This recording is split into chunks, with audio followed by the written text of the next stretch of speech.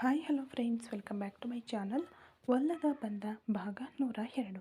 ವಿಕ್ರಮ್ ಮೆಲ್ಲನೆ ಆ ಕಟ್ಟಡದೊಳಗೆ ಪ್ರವೇಶಿಸಲು ಮುಂದಾದಾಗ ದೂರದಲ್ಲಿ ಅಡಗಿದ್ದ ಒಬ್ಬ ರಹಸ್ಯ ಮಾನವ ವಿಕ್ರಮ್ ಒಳಗೆ ಹೋಗುವುದನ್ನು ರಹಸ್ಯವಾಗಿ ವಿಡಿಯೋ ರೆಕಾರ್ಡ್ ಮಾಡಿಕೊಂಡನು. ಅವನು ಅಲ್ಲಿಂದ ಜಾರಿಕೊಳ್ಳಲು ವಿಕ್ರಮ್ ಆ ನರಕದ ಮೆಟ್ಟಿಲುಗಳನ್ನು ಹತ್ತಲು ಪ್ರಾರಂಭಿಸಿದನು. ಪ್ರತಿಯೊಂದು ಮೆಟ್ಟಿಲನ್ನು ಹತ್ತುವಾಗಲೂ ಅವನ ಸ್ವಾಭಿಮಾನ ಸಾಯುತ್ತಿತ್ತು. ಅಲ್ಲಿದ್ದ ಬ್ರೋಕರ್ಗಳು ಅವನನ್ನು ಸುತ್ತುವರಿದರು. "ಏನ್ ಬೇಕು ತಮ್ಮ?" ಎಂದು ಅವರು ಕೇಳಲು ವಿಕ್ರಮ್ ತನ್ನ ಆಕ್ರೋಶವನ್ನು ಮರೆಮಾಚಿ ಒಂದು ನಾಟಕವಾಡಿದನು. "ನನಗೆ ಒಬ್ಬ ಸುಂದರ ಹುಡುಗಿ ಬೇಕು. ಅದು ವರ್ಜಿನ್ ಆಗಿರಬೇಕು. ಎಷ್ಟು ಹಣ ಬೇಕಾದರೂ ಕೊಡುತ್ತೇನೆ" ಎಂದು ಅವನು ಕೇಳಲು ಅಲ್ಲಿದ್ದ ಒಬ್ಬ ದಪ್ಪ ಧ್ವನಿಯ ಮಹಿಳೆ ನಕ್ಕಳು. "ಅಂಥ ಹುಡುಗಿಯರು ತುಂಬ ಜನರಿದ್ದಾರೆ. ಆದರೆ ನೀನು ಕೇಳುವ ತರಹದ್ದು ನಿನ್ನೆಯಷ್ಟೇ ಒಂದು ಪೀಸ್ ಬಂದಿದೆ. ತೀರಾ ಹೊಸಬಳು, ಗಾಬರಿಯಾಗಿದ್ದಾಳೆ. ಬೇಕಿದ್ದರೆ ಅವಳನ್ನು ನಿನಗೆ ಕೊಡುತ್ತೇನೆ. 1 ಗಂಟೆಗೆ 1,00,000 ಆಗುತ್ತದೆ" ಎಂದಳು. "ನನಗೆ ಒಂದು ದಿನ ಪೂರ್ತಿ ಬೇಕು" ಎಂದು ವಿಕ್ರಮ್ ಹೇಳಲು ತಮ್ಮನಿಗೆ ಅಷ್ಟೊಂದು ಕಾತುರವೇ? "ಹಾಗಿದ್ದರೆ ಒಂದು 5,00,000 ಕೊಡು" ಎಂದು ಅವನ ಆಸಕ್ತಿಯನ್ನು ನೋಡಿ, ಅವನ ಗಾಂಭೀರ್ಯವನ್ನು ಗಮನಿಸಿ, ಅವನು ಶ್ರೀಮಂತ ಮನೆತನದವನು ಎಂಬುದನ್ನು ಖಚಿತಪಡಿಸಿಕೊಂಡು ಅವಳು ಚೌಕಾಶಿ ಮಾಡಿದಳು. ವಿಕ್ರಮ್ ತಡ ಮಾಡದೆ 5,00,000ವನ್ನು ತಕ್ಷಣವೇ ಟ್ರಾನ್ಸ್ಫರ್ ಮಾಡಿದನು. ಅವನಿಗೆ ಮಾಯನನ್ನು ಅಲ್ಲಿಂದ ರಕ್ಷಿಸಬೇಕಾಗಿತ್ತು. ಹಣವನ್ನು ನೋಡಿದ ತಕ್ಷಣ ಅವರ ಮುಖ ಅರಳಿತು. "3ನೇ ಮಹಡಿಯಲ್ಲಿದೆ. ಒಬ್ಬನು ಕರೆದುಕೊಂಡು ಹೋಗುತ್ತಾನೆ, ಹೋಗು" ಎಂದರು. ವಿಕ್ರಮ್ ಆ ಮೆಟ್ಟಿಲುಗಳನ್ನು ಹತ್ತಿ ಹೋಗುವಾಗ ಆ ಸ್ಥಳದ ಭೀಕರತೆ ಅವನನ್ನು ನಡುಗಿಸಿತು. ಪಕ್ಕದ ಕೋಣೆಯೊಳಗಿಂದ ಬರುತ್ತಿದ್ದ ಅಸಹ್ಯಕರ ಶಬ್ದಗಳು, ಹೆಂಗಸರ ಆಕ್ರಂದನ, ಪುರುಷರ ವಿಕೃತ ಮಾತುಗಳು ಎಲ್ಲವೂ ಅವನ ಕಿವಿಗಳನ್ನು ಸೀಳಿದವು. ಅವನ ಹೃದಯ ರಕ್ತದ ಕಣ್ಣೀರಿಟ್ಟಿತು. ಆದರೆ ಇದೆಲ್ಲವೂ ವಿಡಿಯೋ ಆಗಿ ದಾಖಲಾಗುತ್ತಿತ್ತು. ಆ ನಿರ್ದಿಷ್ಟ ಕೋಣೆಯ ಮುಂದೆ ಅವನು ನಿಂತಾಗ ಹೃದಯ ಜೋರಾಗಿ ಬಡಿದುಕೊಂಡಿತು. "ಇಗೋ, ಇದೇ ಹುಡುಗಿ, ಹೊಸಬಳು. ಹಠ ಹಿಡಿದರೂ ಹಿಡಿಯಬಹುದು. ನೋಡಿ ನಡೆದುಕೋ" ಎಂದು ಹೇಳಿ ಕೀಯನ್ನು ಕೊಟ್ಟು ಅವನು ಹೊರಟು ಹೋದನು. ವಿಕ್ರಮ್ ನಡುಗುವ ಕೈಗಳಿಂದ ಬಾಗಿಲು ತೆರೆದು ಒಳಗೆ ಹೋದನು. ಆ ಕೋಣೆಯ ಒಂದು ಮೂಲೆಯಲ್ಲಿ 2 ಕಾಲುಗಳನ್ನು ಮಡಚಿ ಕುಳಿತು ಮುಖವನ್ನು ಮೊಣಕಾಲುಗಳ ನಡುವೆ ಬಚ್ಚಿಟ್ಟುಕೊಂಡು ಒಂದು ಹುಡುಗಿ ಕುಳಿತಿದ್ದಳು. ಅವಳ ಬಿಕ್ಕಳಿಕೆಯ ಶಬ್ದ ಆ ಸಣ್ಣ ಕೋಣೆಯನ್ನೇ ನಡುಗಿಸುತ್ತಿತ್ತು. ಅವಳನ್ನು ನೋಡಿದ ತಕ್ಷಣವೇ ಅವಳು ಮಾಯಾ ಅಲ್ಲ ಎಂಬುದು ವಿಕ್ರಮ್ಗೆ ತಿಳಿಯಿತು. ಹಾಗಾದರೆ ಮಾಯಾ ಬೇರೆ ಎಲ್ಲಿದ್ದಾಳೆ ಎಂಬ ಆತಂಕ ಒಂದು ಕಡೆಯಾದರೆ, ಅಲ್ಲಿದ್ದ ಆ ಹುಡುಗಿಯ ಸ್ಥಿತಿಯು ಅವನನ್ನು ಕರಗಿಸಿತು. "ಏ, ನೀನು ಯಾರು?" ಎಂದು ವಿಕ್ರಮ್ ಕೇಳುವಷ್ಟರಲ್ಲಿ ಆ ಹುಡುಗಿ ತಕ್ಷಣ ನಿಮಿರು ನೋಡಿ ಅವನ ಕಾಲುಗಳನ್ನು ಗಟ್ಟಿಯಾಗಿ ಹಿಡಿದುಕೊಂಡಳು.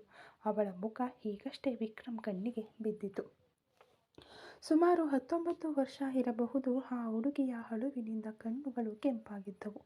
ಯಾರೋ ಬಲವಾಗಿ ಹೊಡೆದಿದ್ದರಿಂದ ಒಂದು ಕಡೆ ಕೆನ್ನೆ ಉಬ್ಬಿಕೊಂಡಿತು. ಸ್ಟ್ರಾಬೆರಿ ಹಣ್ಣಿನಂತಿದ್ದ ಅವಳ ಕೆಂಪು ತುಟಿಗಳು ಭಯದಿಂದ ನಡುಗುತ್ತಿದ್ದವು. ಅಲಂಕೋಲವಾದ ಸ್ಥಿತಿಯಲ್ಲಿದ್ದ ಅವಳು, "ನಾನು ಅಂತಹ ಹುಡುಗಿ ಅಲ್ಲ ಸರ್. ನನ್ನ ಅಕ್ಕನನ್ನು ಹುಡುಕಿಕೊಂಡು ಬಂದ ಜಾಗದಲ್ಲಿ ನನ್ನನ್ನು ಇಲ್ಲಿಗೆ ಅಪಹರಿಸಿಕೊಂಡು ಬಂದು ಬಿಟ್ಟರು. ಪ್ಲೀಸ್ ನನ್ನನ್ನು ಬಿಟ್ಟುಬಿಡಿ" ಎಂದು ಗೋಗರೆದಳು. "ಅಳಬೇಡ, ಸ್ವಲ್ಪ ಶಾಂತವಾಗಿರು" ಎಂದು ವಿಕ್ರಮ್ ಹೇಳುತ್ತಿದ್ದರೂ ಅವಳು ಭಯದಿಂದ ಇನ್ನೂ ಜೋರಾಗಿ ಕಿರುಚಾಡಿದಳು. ಅವಳ ಶಬ್ದ ಹೊರಗೆ ಕೇಳಿಸಿದರೆ ಅಪಾಯ ಎಂಬುದನ್ನು ಅರಿತ ವಿಕ್ರಮ್ ತಕ್ಷಣ ಅವಳ ಕೈಗಳನ್ನು ಹಿಡಿದು ಎತ್ತಿ ಪಳಾರ್ ಎಂದು ಒಂದು ಕಪಾಳಮೋಕ್ಷ ಮಾಡಿದನು. ಮುಂದಿನ ನಿಮಿಷ ಅವಳು ಕಪ್ ಚಿಪ್ ಎಂದು ಸುಮ್ಮನಾದಳು. ಆದರೆ ಕಣ್ಣುಗಳಲ್ಲಿ ಕಣ್ಣೀರು ಮಾತ್ರ ನಿಲ್ಲಲಿಲ್ಲ. ವಿಕ್ರಮ್ ತಾನು ಇಟ್ಟುಕೊಂಡಿದ್ದ ಆ ಕಾಗದವನ್ನು ತೋರಿಸಿದನು. "ಇದು ನೀನೇ ಬರೆದದ್ದಾ?" ಎಂದು ಕೇಳಲು ಅವಳು ಅಳುತ್ತಲೇ ತಲೆಯಾಡಿಸಿದಳು. "ಹೌದು, ನಾನೇ ಬರೆದೆ" ಅಂತ. "ಸರಿ, ನಿನ್ನನ್ನು ನಾನು ರಕ್ಷಿಸುತ್ತೇನೆ. ಆದರೆ ಇಲ್ಲಿಂದ ನಿನ್ನನ್ನು ಹೇಗೆ ಹೊರಗೆ ಕರೆದುಕೊಂಡು ಹೋಗುವುದು? ವೆಯ್ಟ್ ಮಾಡು. ಇನ್ನೂ ಒಂದು ಹುಡುಗಿ ಇದ್ದಾಳೆ, ಅವಳನ್ನು ಹುಡುಕಬೇಕು" ಎಂದು ಹೇಳಿ ವಿಕ್ರಮ್ ತೀವ್ರವಾಗಿ ಯೋಚಿಸಲು ತೊಡಗಿದನು. ಅವನ ಆಲೋಚನೆ ಈಗ ಮಾಯಾನನ್ನು ಹೇಗೆ ಹುಡುಕುವುದು, ಅವಳನ್ನು ಹುಡುಕದೆ ಇಲ್ಲಿಂದ ಹೋಗಬಾರದು ಎಂಬ ದೃಢ ಸಂಕಲ್ಪ ಮತ್ತು ಈ ಹುಡುಗಿಯನ್ನು ರಕ್ಷಿಸಬೇಕು ಎಂಬ ಯೋಚನೆ ಒಟ್ಟಿಗೆ ಬಂದಿತು. ಇಲ್ಲಿ ವಿಕ್ರಮ್ ಮಾಯಾ ಮತ್ತು ಆ ಹುಡುಗಿಯನ್ನು ರಕ್ಷಿಸುವ ಪ್ರಯತ್ನದಲ್ಲಿದ್ದರೆ, ಅದರ ಇನ್ನೊಂದು ಕಡೆ ಆ ರಹಸ್ಯ ಮಾನವ ತೆಗೆದ ವಿಡಿಯೋ ದೃಶ್ಯಗಳು ಮಿಂಚಿನ ವೇಗದಲ್ಲಿ ಪ್ರಯಾಣಿಸಲು ಪ್ರಾರಂಭಿಸಿದವು. ಸಾಗರ್ ಅಗರ್ವಾಲ್ನ ಅರಮನೆಯಲ್ಲಿ ಅವನು ತನ್ನ ಚೆನ್ನೈ ಪ್ರಯಾಣಕ್ಕೆ ಸಿದ್ಧನಾಗಿ ಹೊರಟನು. ಆಗ ಸಾಗರ್ನ ಮೊಬೈಲ್ ಫೋನ್ ಕಂಪಿಸಿತು. ಅದರಲ್ಲಿ ಬಂದ ಆ ವಿಡಿಯೋ ರೆಕಾರ್ಡಿಂಗ್ ಅನ್ನು ಸಾಗರ್ ನೋಡಿದಾಗ ಅವನ ತುಟಿಗಳಲ್ಲಿ ಒಂದು ಕ್ರೂರವಾದ ವಿಜಯದ ನಗು ಮೂಡಿತು. ವಿಕ್ರಮ್ ಆ ರೆಡ್ ಲೈಟ್ ಏರಿಯಾದೊಳಗೆ ಪ್ರವೇಶಿಸುವ ಒಂದು ವಿಡಿಯೋ ಮತ್ತು ಬ್ರೋಕರ್ಗಳ ಜೊತೆ ಚೌಕಾಶಿ ಮಾಡಿ ಹಣವನ್ನು ಟ್ರಾನ್ಸ್ಫರ್ ಮಾಡುವವರೆಗಿನ ಮತ್ತೊಂದು ವಿಡಿಯೋದಲ್ಲಿ ಎಲ್ಲವೂ ಅತ್ಯಂತ ಸ್ಪಷ್ಟವಾಗಿ ದಾಖಲಾಗಿತ್ತು. ವಿಕ್ರಮ್, ನಿನ್ನನ್ನು ಮತ್ತು ನಿನ್ನ ಅಣ್ಣ ಅಥರ್ವನನ್ನು ಒಂದೇ ಏಟಿಗೆ ಬೀಳಿಸಲು ಇದೇ ಸಾಕು ಎಂದು ಜೋರಾಗಿ ನಕ್ಕ ಸಾಗರ್ ತಕ್ಷಣ ತನ್ನ ನಂಬಿಕಸ್ಥ ಅನಾಮಧೇಯ ವ್ಯಕ್ತಿಯೊಬ್ಬನ ಮೂಲಕ ಆ ವಿಡಿಯೋವನ್ನು ಅಥರ್ವನಿಗೆ ಕಳುಹಿಸುವಂತೆ ಮಾಡಿದನು. ಯಾವುದೇ ಗುರುತಿಲ್ಲದೆ ಒಂದು ಸಾಧಾರಣ ವಾಟ್ಸಪ್ ಮೆಸೇಜ್ ಆಗಿ ಅದು ಅಥರ್ವನ ಮೊಬೈಲ್ಗೆ ತಲುಪಿತು. ಚೆನ್ನೈ, ಅಥರ್ವನ ಕಚೇರಿ. ಮಧ್ಯಾಹ್ನ 1 ಗಂಟೆ ಇರಬಹುದು. ಅಥರ್ವ ತನ್ನ ಕಚೇರಿಯ ಹವಾನಿಯಂತ್ರಿತ ಕೋಣೆಯಲ್ಲಿ ಬಿಸಿನೆಸ್ ಫೈಲ್ಗಳನ್ನು ನೋಡುತ್ತಿದ್ದನು. ಅವನ ಮುಖ ಯಾವಾಗಲೂ ಇದ್ದಂತೆ ಒಂದು ಗಾಂಭೀರ್ಯ ಮತ್ತು ಕಟ್ಟುನಿಟ್ಟಿನಿಂದ ಕೂಡಿತ್ತು. ವಿಕ್ರಮ್ ಸ್ವಿಟ್ಜರ್ಲ್ಯಾಂಡ್ ಫ್ಲೈಟ್ನಲ್ಲಿ ಸುರಕ್ಷಿತವಾಗಿದ್ದಾನೆ ಎಂಬ ನಂಬಿಕೆಯಲ್ಲಿ ಅವನು ಕೆಲಸಗಳಲ್ಲಿ ಗಮನ ಹರಿಸುತ್ತಿದ್ದನು. ಆಗ ಅವನ ಮೇಜಿನ ಮೇಲಿದ್ದ ಮೊಬೈಲ್ ಬೆಳಗುತ್ತಾ ಮೆಸೇಜ್ ಟೋನ್ ಕೇಳಿಸಿತು. ಕೆಲಸದ ಮಗ್ನತೆಯಲ್ಲಿದ್ದ ಅಥರ್ವ ಯಾವುದೋ ಬಿಸಿನೆಸ್ ಮೆಸೇಜ್ ಇರಬಹುದು ಎಂದು ಭಾವಿಸಿ ಅದನ್ನು ತೆರೆದನು. ಮುಂದಿನ ಕೆಲವು ಸೆಕೆಂಡುಗಳು ಅಥರ್ವನ ಕಣ್ಣುಗಳಲ್ಲಿ ಒಂದು ಆಘಾತ, ನಂತರ ಒಂದು ಅವಮಾನ, ಕೊನೆಯಲ್ಲಿ ಒಂದು ಹತೋಟಿ ಇಲ್ಲದ ಆಕ್ರೋಶ. ಹೀಗೆ ಭಾವನೆಗಳು ಕ್ಷಣ ಕ್ಷಣಕ್ಕೂ ಬದಲಾದವು. ಮೊದಲ ವಿಡಿಯೋದಲ್ಲಿ ಅವನ ತಮ್ಮ ವಿಕ್ರಮ್, ಅವನು ಪ್ರಾಣಕ್ಕಿಂತ ಹೆಚ್ಚಾಗಿ ಪ್ರೀತಿಸುವ, ತನ್ನ ಗೌರವದ ಕುರುಹಾಗಿ ಭಾವಿಸುವ ವಿಕ್ರಮ್, ಮುಂಬೈನ ಒಂದು ಕೀಳು ಮಟ್ಟದ ವೇಶ್ಯಾವಾಟಿಕೆಯೊಳಗೆ ಪ್ರವೇಶಿಸುತ್ತಿದ್ದನು. ಅಷ್ಟೇ ಅಲ್ಲದೆ ಮುಂದಿನ ವಿಡಿಯೋದಲ್ಲಿ ಅಲ್ಲಿದ್ದ ಒಬ್ಬ ದಲ್ಲಾಳಿಯೊಂದಿಗೆ ಅವನು ಚೌಕಾಶಿ ಮಾಡುವುದು ಮತ್ತು ತನ್ನ ಗೌರವವನ್ನು, ಕುಟುಂಬದ ಹಣವನ್ನು ಆ ಅಸಹ್ಯದ ಜಾಗಕ್ಕೆ ಧಾರೆ ಎರೆಯುವ ದೃಶ್ಯಗಳು ಓಡಿದವು. ಅಥರ್ವನ ಹೃದಯದಲ್ಲಿ ಮಿಂಚು ಹರಿದಂತೆ ಒಂದು ತೀವ್ರವಾದ ನೋವು ಕಾಣಿಸಿಕೊಂಡು ಮಾಯವಾಯಿತು. ಅವನ ಕಣ್ಣುಗಳು ರಕ್ತದಂತೆ ಕೆಂಪಾದವು. ತಾನು ಬೆಳೆಸಿದ ತಮ್ಮ, ತಾನು ಹೇಳಿದ ಮಾತನ್ನು ಮೀರಿ ಸುಳ್ಳು ಹೇಳಿ ಇಂತಹ ಒಂದು ಕೆಲಸದಲ್ಲಿ ತೊಡಗುವುದೇ ಅಂತ. ಆ ಕೋಪ ಅವನ ನಿಯಂತ್ರಣವನ್ನು ಮೀರಿತು. ಆಕ್ರೋಶದಿಂದ ಅವನ ಕಣ್ಣುಗಳು ಹೊರಬರುವಂತಾದವು. ವಿಕ್ರಮ್, ನೀನಾ ಹೀಗೆ ಮಾಡಿದ್ದು ಎಂದು ಅವನು ಕಿರುಚಿದ ಧ್ವನಿಗೆ ಆ ಕೋಣೆಯೇ ನಡುಗಿತು. ಮುಂದಿನ ಕ್ಷಣ ತನ್ನ ಮುಂದಿದ್ದ ಆ ಬೃಹತ್ ತೇಗದ ಮರದ ಟೇಬಲನ್ನು ತನ್ನ 2 ಕೈಗಳಿಂದ ಚೆಚ್ಚಿದನು. ಡಣಾರ್ ಎಂದ ಆ ಕಬ್ಬಿಣದಂತಹ ಕೈಗಳು ಮೇಜಿನ ಮೇಲೆ ಬಿದ್ದ ವೇಗಕ್ಕೆ ಅದರ ಮೇಲಿದ್ದ ಪೆನ್ ಸ್ಟ್ಯಾಂಡ್, ಲ್ಯಾಪ್ಟಾಪ್, ನೀರಿನ ಬಾಟಲಿ ಎಲ್ಲವೂ ಸಿಡಿದು ಕೆಳಕ್ಕೆ ಬಿದ್ದವು. ಆ ನೀರಿನ ಬಾಟಲಿ ಹೊಡೆದು ನೀರು ಮೇಜಿನ ತುಂಬ ಹರಡಲು ಅಥರ್ವನ ದೇಹ ಕೋಪದಿಂದ ನಡುಗಲು ಪ್ರಾರಂಭಿಸಿತು. ಅವನ ಉಸಿರಾಟ ಒಂದು ಕಾಡಾನೆಯ ಕೀಲುಗಿಡುವಿಕೆಯಂತೆ ಸೀರುತ್ತಿತ್ತು. ಕಚೇರಿಯ ಹೊರಭಾಗದಲ್ಲಿ ಕೆಲಸ ಮಾಡುತ್ತಿದ್ದ ನಕ್ಷತ್ರ ಆ ಭಯಾನಕ ಶಬ್ದವನ್ನು ಕೇಳಿ ಗಾಬರಿಯಾದಳು. ಅವನ ಕೋಣೆಯ ಒಳಗಿನಿಂದ ಬಂದ ಆ ಹೊಡೆಯುವ ಶಬ್ದವನ್ನು ಮತ್ತು ಅಥರ್ವನ ಗರ್ಜನೆಯನ್ನು ಕೇಳಿ ಹೃದಯ ಹೊಡೆದುಕೊಳ್ಳಲು ಓಡಿ ಬಂದಳು. ಬಾಗಿಲನ್ನು ತಳ್ಳಿಕೊಂಡು ಒಳಗೆ ಪ್ರವೇಶಿಸಿದ ನಕ್ಷತ್ರಗೆ ಅಲ್ಲಿದ್ದ ದೃಶ್ಯ ಬೆರಗು ಮೂಡಿಸಿತು. ಮೇಜು ಅಲಂಕೋಲವಾಗಿ ಬಿದ್ದಿರಲು ಅಥರ್ವ ನಿಂತಿದ್ದ ಸ್ಥಿತಿ ಅವನನ್ನು ಒಬ್ಬ ಮನುಷ್ಯನನ್ನಾಗಿ ತೋರಿಸುತ್ತಿರಲಿಲ್ಲ.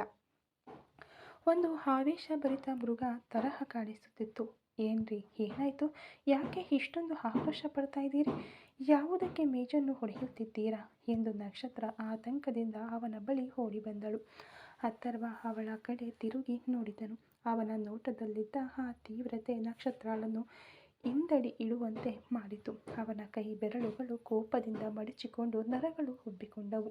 ನಕ್ಷತ್ರ, ಇಲ್ಲಿ ನೋಡು. ನಾನು ಪ್ರಾಣಕ್ಕಿಂತ ಹೆಚ್ಚಾಗಿ ಪ್ರೀತಿಸಿದ ನನ್ನ ತಮ್ಮ ಮಾಡಿದ ಕೆಲಸವನ್ನು ನೋಡು. ಗೌರವದ, ಕುಟುಂಬ, ಸಾಂಪ್ರದಾಯಿಕತೆ ಎಂದು ನಾನು ಏನನ್ನೋ ಕಾಪಾಡಲು ಹೋರಾಡುತ್ತಿದ್ದೇನೆ. ಆದರೆ ಅವನು ಮುಂಬೈಗೆ ಹೋಗಿ ಹೆಂಗಸರ ಜೊತೆ ಚೌಕಾಶಿ ಮಾಡ್ತಾ ಇದ್ದಾನೆ. ಸ್ವಿಟ್ಜರ್ಲ್ಯಾಂಡ್ಗೆ ಹೋಗುತ್ತಿದ್ದೇನೆ ಎಂದು ನನ್ನ ಹತ್ತಿರವೇ ಸುಳ್ಳು ಹೇಳಿದ್ದಾನೆ ನಕ್ಷತ್ರ ಎಂದು ಅಬ್ಬರಿಸಿದನು ಅಥರ್ವ. ನಕ್ಷತ್ರ ಆಘಾತದಿಂದ ಆ ವಿಡಿಯೋವನ್ನು ನೋಡಿದಳು. ಅವಳಿಗೆ ವಿಕ್ರಮ್ ಮೇಲೆ ಪೂರ್ಣ ನಂಬಿಕೆ ಇತ್ತು. ಏನ್ರಿ, ಇದು ಯಾವುದೋ ಸಂಚು ಇರಬಹುದು. ವಿಕ್ರಮ್ ಅಂಥವನಲ್ಲ ಎಂದು ನಿಮಗೆ ತಿಳಿಯದೆ ಯಾರೋ ಬೇಕಂತಲೇ ಹೀಗೆ ಎಡಿಟ್ ಮಾಡಿ ಕಳುಹಿಸಿರಬಹುದು ಎಂದು ನಕ್ಷತ್ರ ಸಮಾಧಾನ ಮಾಡಲು ಯತ್ನಿಸಿದಳು. ಬಾಯಿ ಮುಚ್ಚು ನಕ್ಷತ್ರ, ವಿಡಿಯೋದಲ್ಲಿ ಇರುವುದು ನನ್ನ ತಮ್ಮನೇ ಎಂದು ನನಗೆ ತಿಳಿಯದೆ ಅವನು ಅಲ್ಲಿಗೆ ಹೋಗಿರುವುದು ಸತ್ಯ. ಅವನು ಹಣ ಕೊಟ್ಟಿರುವುದು ಸತ್ಯ. ನನ್ನ ಗೌರವವನ್ನು ಮಣ್ಣು ಪಾಲು ಮಾಡಿಬಿಟ್ಟಿದ್ದಾನೆ ನಕ್ಷತ್ರ. ಅವನು ಕೆಟ್ಟವನಲ್ಲ, ಆದರೆ ಯಾಕೆ ಅಲ್ಲಿಗೆ ಹೋದನು ಎಂದು ಅಥರ್ವ ತನ್ನ ತಲೆಯನ್ನು ಹಿಡಿದುಕೊಂಡು ಕುಳಿತನು.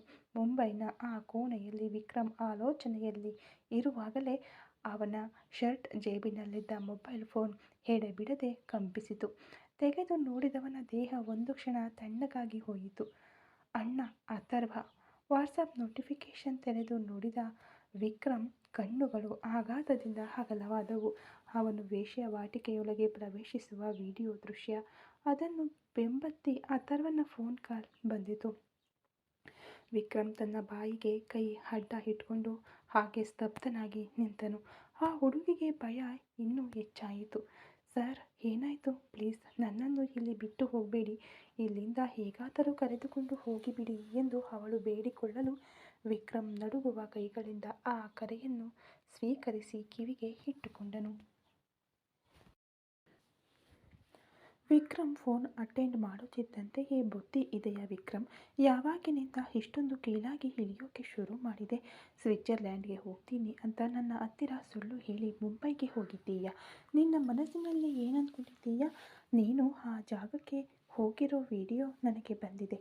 ಇದೇ ತರಹ ವೈರಲ್ ಆದರೆ ನಮ್ಮ ಕುಟುಂಬದ ಮಾನ ಹರಾಜಾಗುತ್ತೆ, ನಿನ್ನ ಜೀವನ ಹಾಳಾಗಿ ಹೋಗುತ್ತೆ ಎಂದ ಅಥರ್ವನ ಧ್ವನಿ ಫೋನಿನಲ್ಲಿ ಸಿಡಿಲಿನಂತೆ ಮೊಳಗಿತು. ವಿಕ್ರಮ್ಗೆ ದೇಹ ನಡುಗಿತು. ಅಣ್ಣ ಪ್ಲೀಸ್, ನನ್ನನ್ನು ತಪ್ಪಾಗಿ ತಿಳಿಯಬೇಡಿ ಅಣ್ಣ ಅನ್ನುತ್ತಾ ಆದರೂ ತನ್ನನ್ನು ತಾನು ನಿಭಾಯಿಸಿಕೊಂಡು ವಿಕ್ರಮ್ ನಿಧಾನವಾಗಿ ಮಾತನಾಡಲು ಪ್ರಾರಂಭಿಸಿದನು. ಏನು ತಪ್ಪಾಗಿ ತಿಳಿಯಬಾರದು? ಇವಾಗ ಅಲ್ಲಿ ಯಾವ ಹುಡುಗಿ ಜೊತೆ ಇದ್ದೀಯಾ ಎಂದು ಅಥರ್ವ ಆವೇಶದಿಂದ ಕೇಳಲು ವಿಕ್ರಮ್ಗೆ ತಲೆ ಮೇಲೆ ಸಿಡಿಲು ಬಡಿದಂತಾಯಿತು. ಅವನ ಕಣ್ಣಲ್ಲಿ ಕಣ್ಣೀರೇ ಬಂದು ಬಿಟ್ಟಿತು. ಕೈಯ ಹಿಂಭಾಗದಿಂದ ತನ್ನ ಕಣ್ಣೀರನ್ನು ಒರೆಸಿಕೊಳ್ಳುತ್ತಾ, ಅಣ್ಣ, ನಾನು ತಪ್ಪು ಉದ್ದೇಶದಿಂದ ಇಲ್ಲಿಗೆ ಬಂದಿಲ್ಲ. ಆ ಸಾಗರ್ ಮಾಯಾ ಅವನಿಗೆ ಬೇಡ ಅಂತ ವಿಷ ಕುಡಿದಿದ್ದರಿಂದ ಅವಳನ್ನು ಇಲ್ಲಿ ತಂದು ಬಿಟ್ಟಿದ್ದಾನೆ. ನನ್ನನ್ನು ಲವ್ ಮಾಡಿದ ಅವಳು ತನ್ನ ಗುರುತನ್ನು ಮರೆಮಾಚಿದಳು. ಆದರೆ ಅವಳು ದ್ರೋಹಿ ಅಲ್ಲ, ನನಗಾಗಿ ಜೀವವನ್ನೇ ಕೊಡಲು ಸಿದ್ಧರಾದವಳು. ಅಣ್ಣ, ಪ್ರೀತಿಗಾಗಿ ಸುಳ್ಳು ಹೇಳಿದರೆ ಅದಕ್ಕಾಗಿ ಅವಳು ದ್ರೋಹ ಮಾಡಿದಳು ಅಂತ ಅರ್ಥನಾ? ದಯವಿಟ್ಟು ಈ ಒಂದು ವಿಷಯದಲ್ಲಿ ನನ್ನನ್ನು ತಡೆಯಬೇಡಿ ಅಣ್ಣ, ಅವಳನ್ನು ನಾನು ಬದುಕಿಸಬೇಕು ಎಂದು ಹೇಳಲು ಅಥರ್ವ ಉತ್ತರಿಸಲು ಪ್ರಾರಂಭಿಸುವ ಮುನ್ನವೇ ಅವನ ಇನ್ನೊಂದು ಲೈನ್ನಲ್ಲಿ ಸಾಗರ್ ಕರೆ ಮಾಡುತ್ತಿರುವುದನ್ನು ನೋಡಿದನು. ವಿಕ್ರಮ್, ಸಾಗರ್ ಲೈನ್ನಲ್ಲಿ ಬರ್ತಿದ್ದಾನೆ, ಹಾಗೆ ಇರು ಎಂದು ಹೇಳಿ ಸಾಗರ್ನ ಕರೆಯನ್ನು ಸ್ವೀಕರಿಸಿದನು ಅಥರ್ವ. ಅಲೋ ಅಥರ್ವ, ನಿನ್ನ ತಮ್ಮನಿಗೆ ಮದುವೆ ಆಸೆ ಬಂದಿದೆ ಅನ್ಸುತ್ತೆ? ಇಲ್ಲ, ಮೊದಲ ರಾತ್ರಿ ಆಸೆ ಬಂದಿದೆ ಅನ್ಸುತ್ತೆ. ಮುಂಬೈಗೆ ಬಂದು ರೆಡ್ ಲೈಟ್ ಏರಿಯಾ ಹುಡುಗಿ ರೂಮ್ ಬಾಗಿಲು ತಟ್ಟುತ್ತಿದ್ದಾನಲ್ಲ ಎಂದು ಸಾಗರ್ ಹೀಯಾಳಿಸಿ ನಕ್ಕನು. ಇದೆಲ್ಲ ನಿನ್ನ ಕೆಲಸನಾ ಎಂದು ಅಥರ್ವ ಅಲ್ಲು ಕಡಿದನು. ಪರವಾಗಿಲ್ಲವಲ್ಲ, ಸ್ಪಷ್ಟವಾಗಿ ಕಂಡು ಹಿಡಿದು ಬಿಟ್ಟೆ. ಯಾಕೋ ಅಥರ್ವ, ನಿನ್ನ ತಮ್ಮ ಅಷ್ಟೊಂದು ದೊಡ್ಡ ಮೂರ್ಖನಾ? ಮಾಯಾ ಈ ಸಾಗರ್ನ ಹೆಂಡತಿ ಅನ್ನೋದು ಮುಂಬೈ ಸಿಟಿಗೆ ಗೊತ್ತು. ಹಾಗಿರುವಾಗ ಅವಳನ್ನು ನಾನು ರೆಡ್ ಲೈಟ್ ಏರಿಯಾಕ್ಕೆ ತಂದು ಬಿಡ್ತೀನಾ? ಪ್ರೀತಿಗೆ ಕಣ್ಣಿಲ್ಲ ಅಂತ ಹೇಳ್ತಾರೆ, ಆದರೆ ಮೆದುಳು ಕೂಡ ಇಲ್ಲ ಅನ್ನೋದನ್ನು ನಿನ್ನ ತಮ್ಮನನ್ನು ನೋಡಿ ತಿಳಿದುಕೊಂಡೆ. ಅವನನ್ನು ಸರಿಯಾಗಿ ಸಿಲುಕಿಸಿದ್ದೇನೆ ಅಂದ. ಒಂದು ವಿಷಯವನ್ನು ಸ್ಪಷ್ಟವಾಗಿ ಅರ್ಥ ಮಾಡ್ಕೋ, ಈ ವಿಡಿಯೋ ಹೊರಗೆ ಹೋಗಬಾರದು. ಅಂದರೆ ನಿನ್ನ ತಮ್ಮನನ್ನು ತಕ್ಷಣವೇ ಚೆನ್ನೈಗೆ ಬರುವಂತೆ ಮಾಡಿ ಅವನಿಗೆ ಮದುವೆ ಮಾಡಿಸು. ಇದಕ್ಕಿಂತ ಹೆಚ್ಚಾಗಿ ನನ್ನ ಜೀವನದಲ್ಲಿ ಅಡ್ಡ ಬಂದರೆ ಈ ವಿಡಿಯೋವನ್ನು ಇಡೀ ಜಗತ್ತೇ ನೋಡುತ್ತೆ. ಅಥರ್ವ ವರ್ಮನ ತಮ್ಮ ವಿಕ್ರಮ್ ವರ್ಮನ್ ಮುಂಬೈ ರೆಡ್ ಲೈಟ್ ಏರಿಯಾದಲ್ಲಿ ಹೆಂಗಸರ ಜೊತೆ, ಅದಕ್ಕಿಂತ ಹೆಚ್ಚಾಗಿ ಹೇಗೆಲ್ಲ ಬಿಂಬಿಸುತ್ತಾರೆ ಅಂತ ನೀನೇ ಯೋಚನೆ ಮಾಡಿಕೊ ಎಂದು ಹೇಳಿ ಸಾಗರ್ ಫೋನ್ ಕಟ್ ಮಾಡಿದನು. ಅಥರ್ವನ ಕೋಪ ಜ್ವಾಲಾಮುಖಿಯಾಗಿ ಸ್ಫೋಟಿಸಿತು. ಮತ್ತೊಮ್ಮೆ ವಿಕ್ರಮ್ನ ಲೈನ್ಗೆ ಬಂದ ಅಥರ್ವ ಆಕ್ರೋಶದಿಂದ ಕಿರುಚಾಡಿದನು. ಬುದ್ಧಿ ಇಲ್ಲದವನೇ, ಸ್ವಲ್ಪನೂ ನೀನು ಯೋಚನೆ ಮಾಡಲ್ವಾ ವಿಕ್ರಮ್? ಯಾಕೋ ಹೀಗೆ ಮಾಡಿ ಹಾಳು ಮಾಡಿದೆ ಎಂದು ಗರ್ಜಿಸಿದನು. ಅಣ್ಣ, ಏನು ಮಾಡೋದು? ಮಾಯಾ ಪಾಪ ಎಂದು ವಿಕ್ರಮ್ ಗೊಣಗಿದನು. ಇಡಿಯಟ್, ನಿನಗೆ ಬುದ್ಧಿ ಇಲ್ವಾ? ಯಾರು ಏನು ಹೇಳಿದ್ರು ನಂಬಿಬಿಡ್ತೀಯಾ? ಯಾಕೋ ವಿಕ್ರಮ್, ಮುಂಚೆ ನೀನು ಹೀಗೆ ಇರಲಿಲ್ವಲ್ಲ, ಇವಾಗ ಹುಚ್ಚು ಹಿಡಿದ ಹಾಗೆ ಅಲೆಯುತ್ತಿದ್ದೀಯ. ಮಾಯಾ ಸಾಗರ್ನ ಹೆಂಡತಿ ಅನ್ನೋದು ಇಡೀ ಜಗತ್ತಿಗೆ ಗೊತ್ತು. ಹಾಗಿರುವಾಗ ತನ್ನ ಹೆಂಡತಿಯನ್ನು ರೆಡ್ ಲೈಟ್ ಏರಿಯಾದಲ್ಲಿ ಅವನು ಬಿಡ್ತಾನಾ? ಹುಚ್ಚ ನೀನು? ಯೋಚನೆ ಮಾಡಲ್ಲ. ನಿನ್ನನ್ನು ಕರೆದುಕೊಂಡು ಹೋಗಿ ಅಲ್ಲಿ ಸಿಲುಕಿಸಿ ವಿಡಿಯೋ ಮಾಡಿ ನನಗೆ ಕಳುಹಿಸಿದ್ದಾನೆ. ಆ ವಿಡಿಯೋ ನೋಡಿದ್ಯಾ? ನೀನು ಮಾತನಾಡಿದ್ದು, ಹಣ ಟ್ರಾನ್ಸ್ಫರ್ ಮಾಡಿದ್ದು ಎಲ್ಲ ಇದೆ.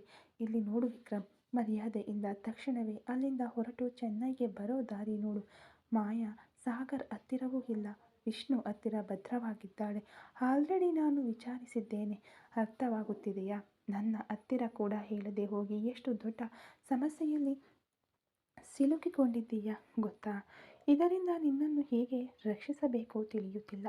ಇವಾಗ ಮೊದಲು ನೀನು ಚೆನ್ನೈಗೆ ಬಾ. ಅಷ್ಟರೊಳಗೆ ಆ ವಿಡಿಯೋ ಹೊರಗೆ ಹೋಗದಂತೆ ತಡೆಯಲು ಏನು ಮಾಡಬೇಕೋ ಅದನ್ನು ಮಾಡ್ತೀನಿ. ಬಂದ ತಕ್ಷಣ ನಿನಗೂ ಸೌಂದರ್ಯಗೂ ರಿಜಿಸ್ಟರ್ ಮ್ಯಾರೇಜ್. ಅದರಲ್ಲಿ ಯಾವುದೇ ಬದಲಾವಣೆ ಇಲ್ಲ ವಿಕ್ರಮ್. ಇದಕ್ಕಿಂತ ಹೆಚ್ಚಾಗಿ ನಿನ್ನನ್ನು ಸುಮ್ಮನೆ ಬಿಟ್ಟರೆ ನಮ್ಮ ಕುಟುಂಬದ ಮಾನ ಮರ್ಯಾದೆ ಸಂಪೂರ್ಣವಾಗಿ ಹೊರಟು ಹೋಗುತ್ತೆ ಎಂದು ಹೇಳಿ ಅಥರ್ವ ಫೋನ್ ಇಟ್ಟನು. ವಿಕ್ರಮ್ ತಲೆಗೆ ಕೈ ಹೊತ್ತುಕೊಂಡನು. ಪ್ರೀತಿಸಿದ ಹುಡುಗಿಯನ್ನು ಬದುಕಿಸಬೇಕು ಅಂದುಕೊಂಡಿದ್ದು ತಪ್ಪ? ನನ್ನ ದೌರ್ಬಲ್ಯದ ಮೇಲೆ ಹೊಡೆದಿದ್ದಾನೆ ಆ ಸಾಗರ್. ಅವನನ್ನು ನಾನು ಸುಮ್ಮನೆ ಬಿಡಲ್ಲ ಎಂದು ಆಕ್ರೋಶದಿಂದ ಗೋಡೆಗೆ ಜೋರಾಗಿ ಒದ್ದನು. ಕೈಯನ್ನು ಮಡಚಿ ಗೋಡೆಗೆ ಗುದ್ದಿದ್ದರಿಂದ ರಕ್ತ ಸೋರಿತು. ಅವನನ್ನು ನೋಡಿ ಗಾಬರಿಯಾದ ಆ ಹುಡುಗಿ, ಸರ್, ಕೈಗೆ ಗಾಯವಾಗಿದೆ ಎಂದು ಕಂಗಾಲಾದಳು. ವಿಕ್ರಮ್ ಯಾವುದಕ್ಕೂ ಉತ್ತರಿಸದೆ ಮಂಚದ ಮೇಲೆ ಕುಳಿತನು. ಅವನ ಮೆದುಳು ಕೆಲಸ ಮಾಡುತ್ತಿರಲಿಲ್ಲ. ಇಲ್ಲಿಂದ ನಾನು ಬೇಕಾದರೆ ತಪ್ಪಿಸಿಕೊಳ್ಳಬಹುದು, ಆದರೆ ಇವಳನ್ನು ಕರೆದುಕೊಂಡು ಹೋಗುವುದು ಸಾಧ್ಯವೇ ಇಲ್ಲ. ಸಾಗರ್ ನನ್ನನ್ನು ಪ್ಲಾನ್ ಮಾಡಿ ಸಿಲುಕಿಸಿದ್ದಾನೆ. ಹಾಗಾದರೆ ನನ್ನನ್ನು ಕಣ್ಗಾವಲು ಇಡಲು ಆಳುಗಳನ್ನು ಇಟ್ಟಿರುತ್ತಾನೆ ಎಂದು ವಿಕ್ರಮ್ ಯೋಚಿಸುತ್ತಿರುವಾಗಲೇ ಆ ಹುಡುಗಿ ಮತ್ತೊಮ್ಮೆ ಅವನ ಕಾಲನ್ನು ಹಿಡಿದು ಹತ್ತಳು. ಸರ್, ಪ್ಲೀಸ್ ಸರ್, ಇಲ್ಲಿಂದ ನನ್ನನ್ನು ಹೇಗಾದರೂ ಬದುಕಿಸಿ. ದೇವರ ತರಹ ಬಂದಿದ್ದೀರಾ. ಇವರು ನನ್ನನ್ನು ನಾಶ ಮಾಡಿಬಿಡ್ತಾರೆ. ಸತ್ಯವಾಗಿಯೂ ನಾನು ಅಂಥ ಹುಡುಗಿ ಅಲ್ಲ ಸರ್. ನನಗೆ ಏನಾದರೂ ಆದರೆ ನಾನು ಆತ್ಮಹತ್ಯೆ ಮಾಡಿಕೊಳ್ಳುತ್ತೇನೆ. ಆದರೆ ಇಲ್ಲಿ ಅದಕ್ಕೂ ದಾರಿ ಇಲ್ಲ. ಪ್ಲೀಸ್, ದಯವಿಟ್ಟು ನನ್ನನ್ನು ಬದುಕಿಸಿ ಅಂದಳು. ಅವಳ ಅಳುವಿನ ಧ್ವನಿ ವಿಕ್ರಮ್ನ ಹೃದಯವನ್ನು ಕರಗಿಸಿತು. ಒಂದು ಕಡೆ ಕುಟುಂಬದ ಗೌರವ, ಅಣ್ಣನ ಕೋಪ, ಇನ್ನೊಂದು ಕಡೆ ಈ ಮುಗ್ಧೆಯ ಜೀವನ. ವಿಕ್ರಮ್ ಒಂದು ಕಠಿಣ ಪರಿಸ್ಥಿತಿಯಲ್ಲಿ ಸಿಲುಕಿ ಒದ್ದಾಡಿದ್ದನು. ಅದೇ ಸಮಯದಲ್ಲಿ ವಿಕ್ರಮ್ ಜೊತೆ ಮಾತನಾಡಿ ಮುಗಿಸಿದ ಮುಂದಿನ ನಿಮಿಷವೇ ಅಥರ್ವನ ಬೆರಳುಗಳು ಸಾಗರ್ನ ನಂಬರ್ ಒತ್ತಿದವು. ಫೋನ್ ರಿಸೀವ್ ಆದ ಮರುಕ್ಷಣವೇ ಅಥರ್ವನ ಧ್ವನಿ ಆ ಎಸಿ ರೂಮ್ನ ತಂಪನ್ನು ಮೀರಿ ಕೆಂಡದಂತೆ ಹೊರಹೊಮ್ಮಿತು. ಇಲ್ಲಿ ನೋಡು ಸಾಗರ್, ನೀನು ಜಾಗ ತಿಳಿಯದೆ ಬಾಲ ಆಡಿಸುತ್ತಾ ಇದ್ದೀಯ. ಈ ಅಥರ್ವನ ತಮ್ಮನ ಮೇಲೆ ಎಷ್ಟು ದೊಡ್ಡ ಆಪಾದನೆ ಹೊರಿಸಿದ್ದೀಯ ಅಂತ ನಿನಗೆ ಗೊತ್ತು. ಎಂತಹ ಸಮಸ್ಯೆಯಲ್ಲಿ ಅವನನ್ನು ಸಿಲುಕಿಸಿದ್ದೀಯ ಅಂತ ಗೊತ್ತಾ? ನನ್ನ ವಿಕ್ರಮ್ ಬಗ್ಗೆ ತಪ್ಪಾಗಿ ಒಂದು ನ್ಯೂಸ್ ಹೊರಗೆ ಬಂದರೂ ಮುಂಬೈನಲ್ಲಿ ನಿನ್ನ ಸಾಮ್ರಾಜ್ಯ ಧೂಳಿಪಟವಾಗುತ್ತೆ. ಜಾಗ್ರತೆ ಎಂದ ಅಥರ್ವನ ಪ್ರತಿಯೊಂದು ಪದವನ್ನು ಸಿಡಿಲಿನಂತೆ ಮುಳುಗಿಸಿದನು. ಮರುತುದಿಯಲ್ಲಿ ಸಾಗರ್ ಒಂದು ವಿಕೃತ ನಗುವನ್ನು ಬೀರಿದನು. ಆ ನಗುವಿನಲ್ಲಿ ವಿಕೃತತೆ ತುಂಬಿತ್ತು. ಮುಂಬೈನಲ್ಲಿ ನನ್ನ ಸಾಮ್ರಾಜ್ಯ ಧೂಳಿಪಟವಾಗುವುದಕ್ಕಿಂತ ಮುಂಚೆ ಇಲ್ಲಿರುವ ನಿನ್ನ ತಮ್ಮನ ಬೂದಿಯನ್ನು ನಾನು ಅರಬ್ಬಿ ಸಮುದ್ರದಲ್ಲೇ ಕರಗಿಸಿಬಿಡ್ತೀನಿ. ಏನು, ಈ ಸಾಗರನಿಗೆ ಯಾವುದೇ ಬ್ಯಾಕ್ಗ್ರೌಂಡ್ ಇಲ್ಲ ಅಂತ ಅಂದ್ಕೊಂಡಿದ್ದೀಯಾ? ನೀನು ಚೆನ್ನೈಗೆ ಕಿಂಗ್ ಆದರೆ ನಾನು ಮುಂಬೈನಲ್ಲಿ ಕಿಂಗ್. ನನ್ನನ್ನು ಮೀರಿ ಒಂದು ಅಣುವಿನಷ್ಟು ಕದಲಲ್ಲ. ಇವಾಗ ಒಂದು ಚಿಟಿಕೆ ಹೊಡೆದರೆ ನಿನ್ನ ತಮ್ಮ ಯಾವ ರೂಮ್ನಲ್ಲಿದ್ದಾನೋ ಅಲ್ಲೇ ಅವನನ್ನು ಜೀವಂತವಾಗಿ ಸುಟ್ಟು ಬೂದಿ ಮಾಡಿಬಿಡ್ತಾರೆ. ಅರ್ಥವಾಯಿತಾ? ಮರ್ಯಾದೆಯಿಂದ ಅಡಗಿರು. ನಿನ್ನ ತಮ್ಮ ಒಂದು ದಿನ ಪೂರ್ತಿ ಟೈಮ್ ಕೇಳಿ ಆ ರೂಮ್ ಒಳಗೆ ಹೋಗಿದ್ದಾನೆ. ಅವನು ಆರಾಮಾಗಿ ಹೊರಗೆ ಬರಲಿ, ಸರಿನಾ ಅಂದ ಸಾಗರ್ನ ಅಹಂಕಾರ ಅಥರ್ವನನ್ನು ಇನ್ನೂ ಆವೇಶಭರಿತನನ್ನಾಗಿ ಮಾಡಿತು. ನಿನಗೆ ಏನು ತಾನೇ ಬೇಕು? ಇಲ್ಲಿ ನೋಡು ವಿಕ್ರಮ್, ಮಾಯಾನನ್ನು ಲವ್ ಮಾಡಿದ ನೀನು ಅವಳನ್ನು ಮದುವೆಯಾದೆ. ಅವಳನ್ನು ಮತ್ತೆ ಅವನಿಗೆ ಮದುವೆ ಮಾಡಿಸುವ ಐಡಿಯಾ ನನಗಂತೂ ಖಂಡಿತ ಇಲ್ಲ. ಅವನು ಕೂಡ ಅವಳನ್ನು ಮದುವೆಯಾಗಬೇಕು ಅಂತ ಅಂದುಕೊಳ್ಳುತ್ತಿಲ್ಲ. ಇಷ್ಟವಿಲ್ಲದೆ ಅವಳು ನಿನ್ನ ಬಳಿ ಸಿಲುಕಿಕೊಂಡಿದ್ದಾಳೆ. ಅವಳನ್ನು ಬದುಕಿಸಬೇಕು ಅಂತ ಯೋಚಿಸಿ ಅಲ್ಲಿಗೆ ಬಂದಿದ್ದಾನೆ. ಒಂದು ವಿಷಯವನ್ನು ಸ್ಪಷ್ಟವಾಗಿ ಅರ್ಥ ಮಾಡ್ಕೋ ಸಾಗರ್, ಈ ವಿಷಯದಲ್ಲಿ ಇನ್ಮೇಲೆ ನನ್ನ ತಮ್ಮನನ್ನು ಎಳೆಯಬೇಡ. ಮೊದಲು ಆ ವಿಡಿಯೋಗಳನ್ನೆಲ್ಲ ಡಿಲೀಟ್ ಮಾಡು.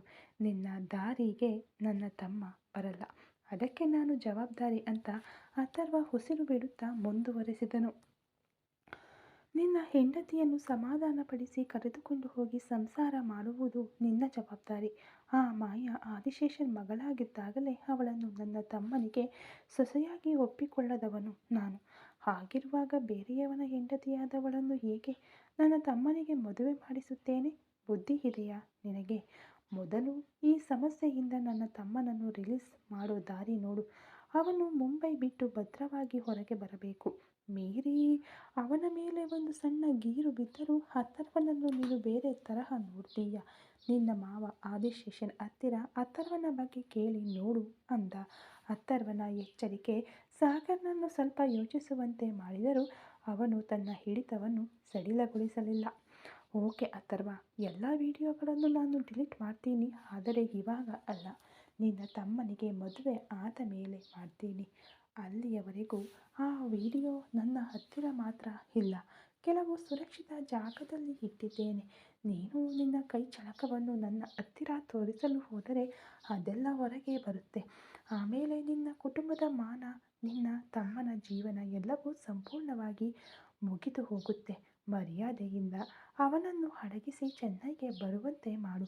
ಅವನ ಸುತ್ತಲೂ ಇದ್ದ ನನ್ನ ಆಳುಗಳನ್ನು ನಾನು ಯಾವಾಗಲೂ ಬರಲು ಹೇಳಿಬಿಟ್ಟಿದ್ದೇನೆ. ಅಲ್ಲಿ ಇವಾಗ ಒಬ್ಬನೂ ಇಲ್ಲ ಎಂದು ಹೇಳಿ ಸಾಗರ್ ಫೋನ್ ಕಟ್ ಮಾಡಿದನು. ಆಫೀಸ್ ರೂಮ್ನಲ್ಲಿ ಅಥರ್ವ ಫೋನನ್ನು ಮೇಜಿನ ಮೇಲೆ ಎಸೆದನು. ಅವನ ಕಣ್ಣುಗಳ ಕೋಪ ಇನ್ನೂ ತಣ್ಣಗಾಗಿರಲಿಲ್ಲ. ಸಾಗರ್ ಹೇಳಿದಂತೆ ವಿಕ್ರಮನಿಗೆ ಇದ್ದ ಅಪಾಯ ತಾತ್ಕಾಲಿಕವಾಗಿ ದೂರವಾಗಿರಬಹುದು, ಆದರೆ ವಿಕ್ರಮ್ನ ಗೌರವ ಸಾಗರ್ನ ಕೈಯಲ್ಲಿ ಒಂದು ಹರಿತವಾದ ಕತ್ತಿಯಂತೆ ಇನ್ನೂ ಇದೆ ಎಂಬುದು ಅಥರ್ವನನ್ನು ತಲ್ಲಣಗೊಳಿಸಿತು. ನಕ್ಷತ್ರ ಅವನ ಹತ್ತಿರ ಹೋದಳು, ಆದರೆ ಅಥರ್ವನ ಆವೇಶ ಕಡಿಮೆಯಾಗಿರಲಿಲ್ಲ.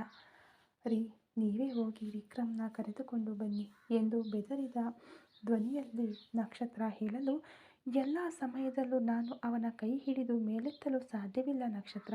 ಅವನೇ ಈ ಸಮಸ್ಯೆಯನ್ನು ಎದುರಿಸಿ ಇಲ್ಲಿಗೆ ಬರಲಿ, ಆವಾಗಲೇ ಮತ್ತೊಮ್ಮೆ ಹೀಗೆ ಮಾಡಲ್ಲ ಎಂದು ಹೇಳಿ ಚೇರ್ನಲ್ಲಿ ವಾಲಿದನು. ಅದೇ ಸಮಯದಲ್ಲಿ ಮಾಯಾ ಭದ್ರವಾಗಿ ವಿಷ್ಣು ಬಳಿ ಇದ್ದಾಳೆ ಎಂಬುದು ನೆಮ್ಮದಿ ನೀಡಿದರೂ ವಿಕ್ರಮ್ ಅಲ್ಲಿ ಸಿಲುಕಿರುವ ಹುಡುಗಿಯ ಕಣ್ಣೀರನ್ನು ಒರೆಸಲು ದಾರಿ ಹುಡುಕುತ್ತಿದ್ದನು. ಹಗಲು ಕಳೆಯಿತು. ಮುಂಬೈನ ಆ ಕೆಂಪು ದೀಪದ ಪ್ರದೇಶಕ್ಕೆ ರಾತ್ರಿಯೇ ಹಗಲು. ತಮಟೆ ಮತ್ತು ಅಶ್ಲೀಲ ಹಾಡುಗಳ ಶಬ್ದ ಆ ಕಿರಿದಾದ ಗಲ್ಲಿಗಳಲ್ಲಿ ಪ್ರತಿಧ್ವನಿಸುತ್ತಿರಲು ವಿಕ್ರಮ್ 3ನೇ ಮಹಡಿಯ ಆ ಕತ್ತಲೆಯ ಕೋಣೆಯಲ್ಲಿ ತನ್ನ ಜೀವನದ ಅತಿ ದೊಡ್ಡ ಸವಾಲನ್ನು ಎದುರಿಸಲು ಸಿದ್ಧನಾದನು. ಈ ಕತೆ ಇನ್ನು ಮುಂದುವರಿಯುವುದು. Thank you so much.